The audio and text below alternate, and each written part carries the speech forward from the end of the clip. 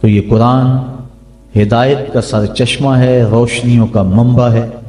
اس کا ایک ایک حرف، ایک ایک لفظ صداقتوں پہ مشتمل ہے۔ دنیا کی کوئی کتاب ایسی نہیں جس کے بارے میں یہ دعویٰ کیا جا سکے کہ اس میں غلطی کا امکان نہیں۔ بڑے سے بڑا مصنف بھی کتاب لکھتا ہے تو اس کی ابتدائیے میں یا اس کے آخر میں یہ بات ضرور لکھتا ہے کہ میری کتاب میں کسی طرح کی کوئی غلطی پائیں تو مجھے مطلع کر دیں تاکہ آئندہ اس کی اصلاح کی جا سکے۔ لیکن قرآن وہ ہے کہ کھولو تو پہلی بات یہ ملے گی، ذالک الکتاب لا ریب فیہ، کوئی غلطی ہے تو بتاؤ، اس میں غلطی نام کی گنجائش تک نہیں۔ یہ صرف دعویٰ قرآن کا ہے، اور قرآن کے علاوہ کسی کتاب کے بارے میں آپ کو یہ دعویٰ نہیں ملے گا۔ حضرت امام شافعی رحمۃ اللہ تعالی علیہ نے ایک کتاب لکھی اور ایک شاگرد کو کہا کہ اس کو میرے سامنے پڑھو۔ جب اس نے پڑھا تو آپ اس کی کئی غلطیوں پر متنبہ ہوئے کہ اس لفظ کی بجائے یہ لفظ ہوتا تو کیا خوب تھا، اس حرف کی بجائے یہ حرف ہوتا تو کیا اچھا تھا۔ تغیر و تبدل کرتے رہے۔ اگلے دن فرمایا پھر پڑھو، اس نے پھر پڑھا، پھر نئی غلطیوں پر متنبہ ہوئے۔ اس طرح 70 مرتبہ وہ کتاب آپ کے سامنے پڑھی گئی، 70 مرتبہ اس کی غلطیوں پر مطلع ہوئے۔ پھر اس کے بعد فرمایا داہو، چھوڑ دو، شافی کی کتاب اس قابل نہیں ہے کہ اس میں غلطی کی گنجائش نہ رہے۔ یہ اعزاز صرف اللہ کی کتاب قرآن مجید کو حاصل ہے کہ اس میں غلطی کی گنجائش اور غلطی کا امکان موجود نہیں ہے۔ یہ صرف کتاب اللہ ہے قرآن مجید کہ جس میں غلطی کا امکان تک نہیں ہے۔ اور دنیا کے بڑے بڑے دانشور، دنیا کے بڑے بڑے ادیب، شاعر، ان کو بطور تحدی یہ کہا گیا اگر اس کتاب میں تم شک پاتے ہو جو ہم نے اپنے بندہ خاص پہ نازل کی تو اس کی مثل ایک صورت ہی لا کے دکھاؤ۔ اور پھر آج تک کوئی نہیں لا سکا، ممکن ہی نہیں ہے۔ ممکن ہوتا تو کوئی ضرور محنت کرتا۔ الاتقان فی علوم القرآن کے اندر امام سیوطی لکھتے ہیں اگر قرآن کی مثل لایا جانا ممکن ہوتا تو بدر اور احد کی لڑائیاں نہ ہوتی۔ سیدھی سی بات تھی کہ قرآن کی مثل لے آتے، لیکن قرآن کی مثل ممکن ہی نہیں۔ اگر کوئی نظم جوڑنے کی کوشش بھی کرے تو وہ بے تکے لفظ ہوں گے۔ قرآن کی معنویت اور قرآن کی عظمت کو کوئی چھو بھی نہیں سکتا۔ جس طرح کہ پچھلے دنوں کے اندر ڈاکٹر شروش نے الفرقان الحق کے نام سے 7 سال کی محنت سے ایک کتاب تیار کر کے دعویٰ کیا کہ میں نے قرآن کے مقابلے میں یہ کتاب لوگوں کو پیش کی ہے۔ یہودی لابی اس کتاب کے فروغ کے لیے کروڑوں ڈالر صرف کر رہی ہے۔ انٹرنیٹ پہ وہ کتاب آپ کو دستیاب ہوگی۔ میں نے بھی اس کی پہلی سورت جس کا نام اسے رکھا ہے سورۃ البسم اللہ، اس کو دیکھا ہے تو مجھے متنبی یاد آ گیا۔ متنبی نے بھی کسی دور میں کوشش کی تھی قرآن کا مقابلہ کرنے کی، اور قرآن مجید کی ایک بڑی معروف سورت ہے القاریہ مل قاریہ وما ادراک مل قاریہ، کھڑکھڑانے والی، کانوں کے پردوں کو چیر دینے والی وہ گونج اور وہ گرج اور وہ آواز، انسان سراپا حیرت ہے۔ پھر کہا مل قاریہ، وہ کڑک کیا ہے؟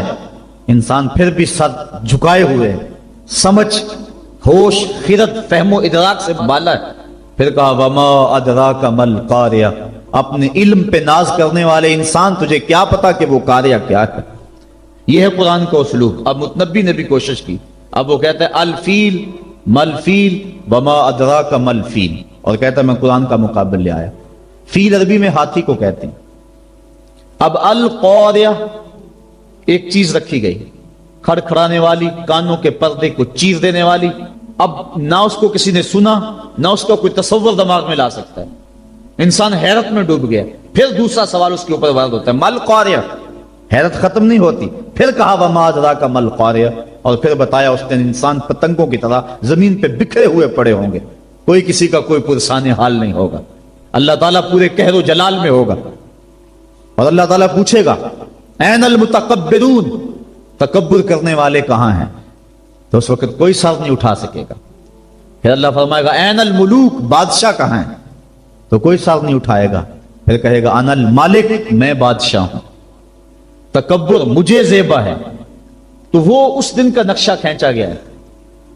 تو القاریہ مل قاریہ وما ادراک مل قاریہ، یہ سوال در سوال ہوتا چلا جا رہا ہے۔ اب ذرا متنبی کی بے تکی بات دیکھیے۔ الفیل، فیل عربی میں ہاتھی کو کہتے ہیں۔ جب کہہ دیا الفیل بات ختم ہوگی. پھر کہتا ہے مل فیل، ہاتھی کیا ہے. فیل کہنے سے بات سمجھ میں آ گئی کہ ہاتھی ہے. پھر کہتا ہے مل فیل، سوال بنتا ہی نہیں. لیکن پھر اس کے بعد کہتا ہے وما ادراک مل فیل، تم کیا جانو کہ ہاتھی کیا ہے. بچہ جانتا ہے کہ ہاتھی کیا ہے. لفظ تو جوڑنے بیٹھ گیا لیکن معنویت کہاں سے لائے. تو کہا قرآن کی مثل تم لانے کی استطاعت ہی نہیں رکھتے ہو. تیرے سامنے یوں دبے لچے فصحا عرب کے بڑے بڑے، کوئی جانے کے منہ میں زبان نہیں جسم میں جان نہیں. 7 مہینے تک کعبے کی دیوار سے سورہ کوثر لٹکی رہی تھی، اور عرب کے بڑے بڑے شاعر اور ادیب اور قصیدہ نگار قرآن کی مثل لانے سے قاصر رہے.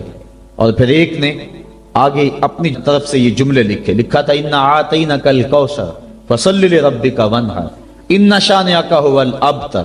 اس نے آگے لکھا ما ھذا کلام البشر، یہ کسی بشر کا کلام نہیں، ورنہ اس کا مقابلہ ہم ضرور لاتے.